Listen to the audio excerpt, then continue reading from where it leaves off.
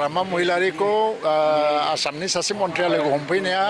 बे जेबो नङा बेयो क'क्राझाराव बिजेपिनि स्टेट माने डिस्ट्रिक्ट एक्जिकिउटिभ दंमोन बाहाय बे फैदों आरो बाहाय साहा लोंनो हाबदों आरो हाग्रामा महिलारिया गोदो जिहेतु बिजेपिनिनो एलायन्समोन फुराना मोनसे बन्धु दङ राजनैतिक जेबो गैया बावहाय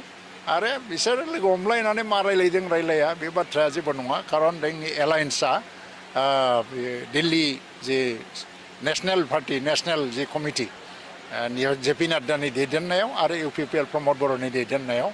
तो एलायन्सआ जिहेतु दिनैसिमबो दङ बेखौ लानानै बेखौ जेबो स्पेकुलेसन खालामनो नाङा राजनैतिकबाबो जेबो गैया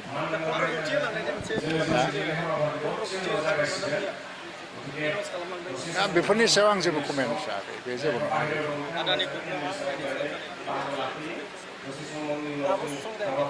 आदानि ग्रुपनो हा होनाय बाथ्राखौ सोर बुंदों आदानिनोथ' हा होआ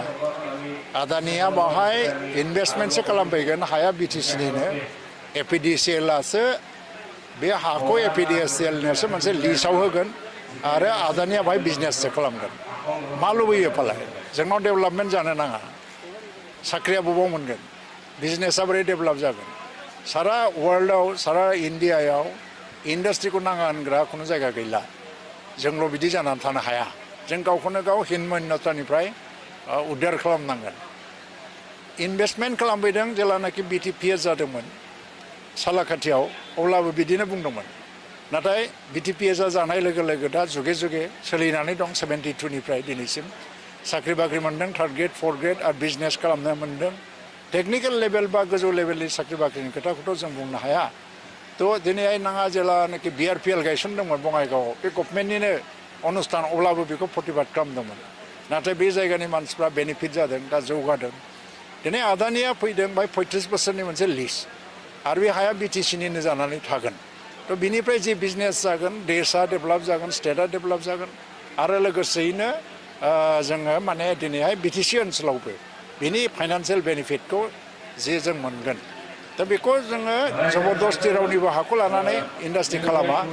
बे पर्बतजरानि मानसिफ्रा जेरैखि जाया बे हाखौ जों होआ होननानै बुंथारोबा बाहायनो जबरदस्ति खालामनांगौबो गैया बिनि थाखाय दस्रा जायगाबो नागिरनो हायो आरो दस्रा जायगायाव बिनि अबजेक्सन फैनाय नङा आं सानो दिनै रौता जे बियाब बिटिसिनि बावहाय बेनिफिसियारि मिट खालामदों प्राय 10,000 बेनिफिसियारिखौ बावहाय लेंहरनाय जादों आरो बिनि थांखिया जाहैबाय मोनसे एवारनेस जे दा बिटिसिनि सिङाव मा बेनिफिसियारि सोलिगासिनो दङ बेजों लोगोसेनो गभर्नमेन्ट अफ इन्डियानिबो माखासे आसनिफोर आरो दा स्टेट गभर्नमेन्टनि माखासे आसनिफोर दा जुदि नायो जे जेनेबा पिएमएवाइ ग्रामिन बिनि गेजेराव रौता ब्लकनि सिङाव प्राय 9,396 टारगेटमोन दा